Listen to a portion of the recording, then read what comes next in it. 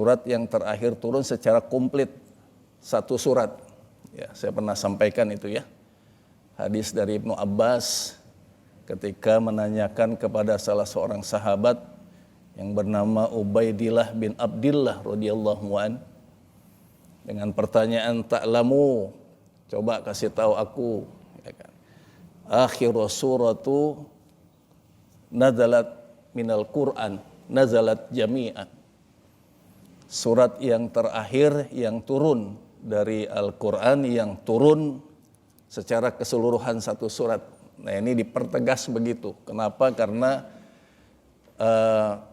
tidak semua surat dalam Al-Qur'an itu turun sekaligus gitu ya, satu surat. Terutama surat-surat yang panjang itu enggak turun sekaligus. Bahkan surat Al-Alaq aja yang pendek itu kan enggak sekaligus ya.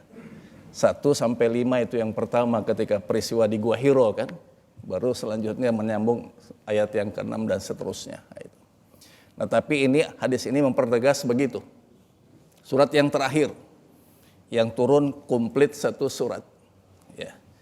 Nah, maka dijawab oleh sahabat itu, "Naam, ya, aku tahu," gitu loh. Apa? Disebutkanlah itu surat Idza jaa nasrullah, ya. Lalu kata Ibnu Abbas, "Shadaqta, betul." Ya itu. Nah, jadi surat An-Nasr ini adalah surat yang terakhir turun secara komplit. Surat Madaniyah. Itulah.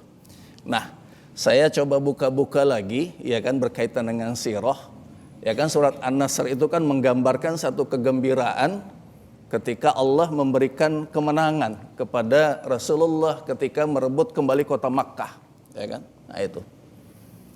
Nah, saya mau buka-buka kembali juga tafsir Al-Qur'an, mencoba mencari surat yang terakhir yang turun ya di akhir periode Rasulullah berdakwah di Makkah gitu.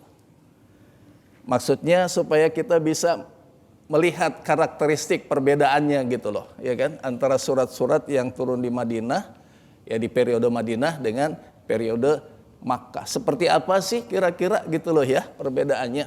Ya. Kalau secara menyeluruhnya sih ya kan bisa dibedakanlah di antaranya yang sudah sering disampaikan oleh para ustadz juga ya. Kalau surat-surat yang turun di periode Makkah itu lebih banyak berbicara masalah akidah, masalah tauhid.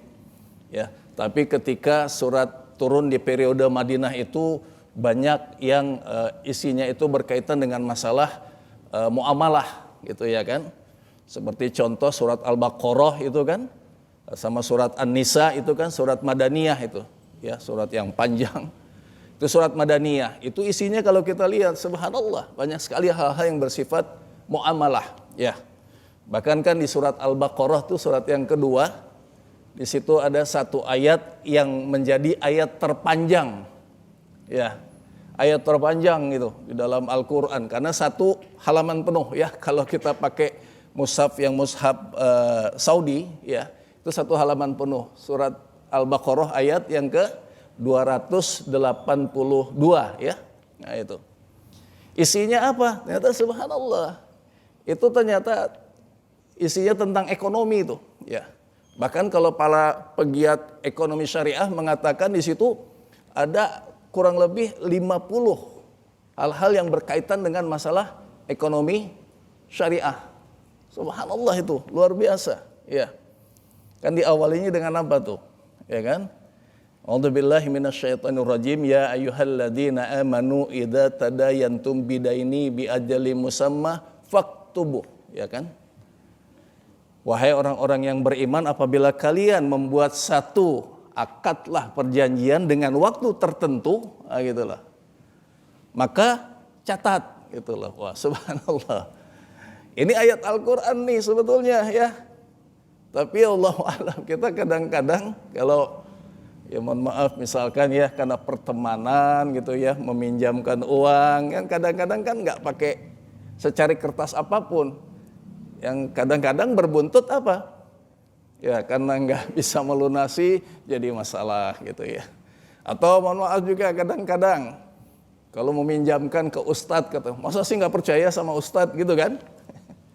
Nah ini ayat Al-Quran nggak membatasi seperti itu kepada siapa saja gitu loh. Nah justru kita lihat maslahatnya ternyata subhanallah ya. Ini hukum yang sangat luar biasa begitu. Ya, nah itu contohnya yang berkaitan dengan muamalat seperti itu.